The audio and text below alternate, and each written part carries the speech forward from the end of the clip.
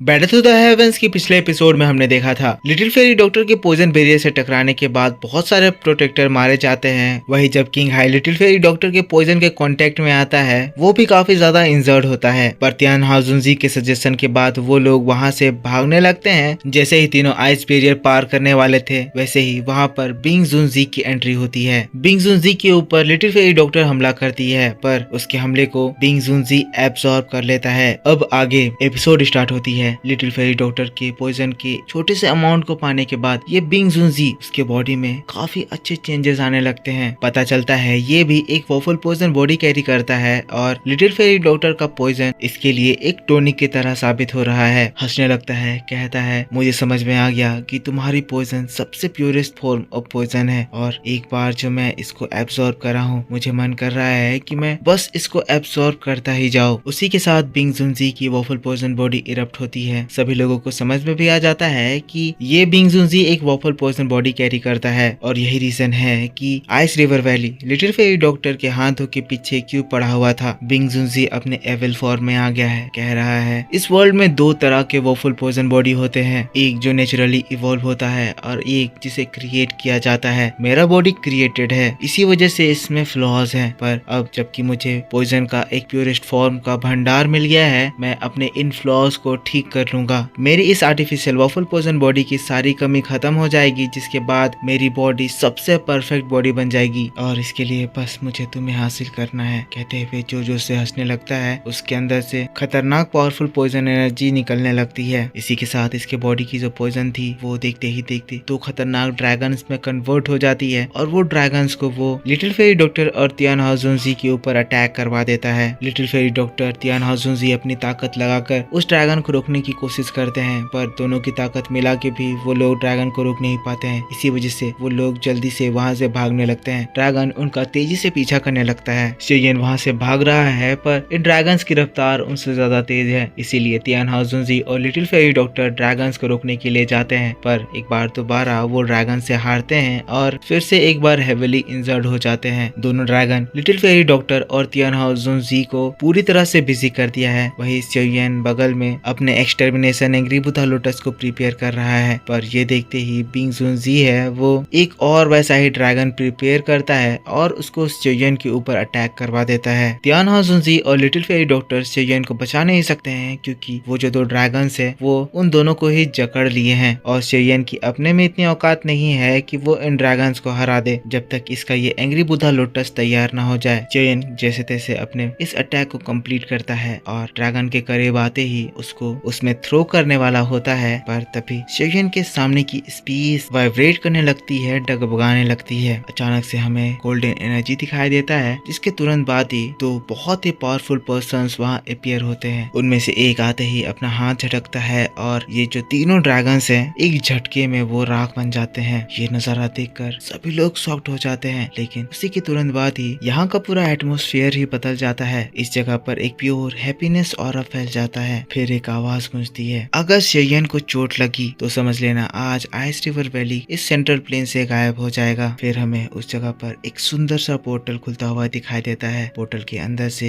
एक ब्यूटीफुल सी लेडी बाहर निकलती है। लेडी के ग्रीन क्लोथ थे, लंबे बाल थे। इसके आने से हवा में फ्लावर पेटल्स गिर रहे थे। लेडी का एक नोबल अपीयरेंस था जो कि देखने में बहुत पावरफुल लग रही थी। ये लेडी और कोई नहीं मिस सुनर थी जिसका पहले से अपीयरेंस चेंज हो चुका है और ये पहले से भी बहुत ज्यादा खूबसूरत हो चुकी है। शेयन भी सुनर को देखता है, देखकर वो तो शॉक्ड रह जाता है। उसके होठ कांप रहे हैं। उसके हाथों का जो एंग्री बुद्धा लोटस था वो भी गायब हो जाता है। शेयन जिसके बाद लड़खड़ाते हुए कहता है सुनर, और जो सुनर अभी तक बोल्ड आवाज में आइस रिवर वैली को धमका रही थी बहुत ही प्यार से शेयन की आवाज को सुनकर उसकी ओर प्यार से मुड़ती है। स्माइल करते हुए शेयन के पास आ जाती है जिसको देखकर शेयन फूला नहीं समाता है, बहुत ही ज्यादा खुश हो जाता है। पर सुनर तभी शेयन के चेहरे पर उसकी चोटों को देखती है। ये देखकर सुनर को बहुत ज्यादा तकलीफ होती है। वो अपने सॉफ्ट हाथों से शेयन के गाल को छूती है और अचानक से सुनर के एक्सप्रेशन चेंज होते हैं और वो एक एंग्री इमोशन दिखाती है। शेयन से कहती है शेयन क्या तुम इसके आगे की चीजों को अपनी सुनर के भरोसे छोड़ सकते हो। शेयन मुस्कुराता है, कहता है ठीक है, पर सुनर ध्यान से। जिसके बाद सुनर आगे बढ़ती है, आइस रिवर वैली चीफ को देखती है जिसको देखकर फिर आइस रिवर वैली चीफ भी सुनर के सामने आ जाता है। कहता है आखिर तुम कौन हो, ये जो मैटर है ये ये मेरे आइस रिवर वैली का मैटर है। सुनर तब उसको चिढ़ाने वाले टोन में कहती है, अच्छा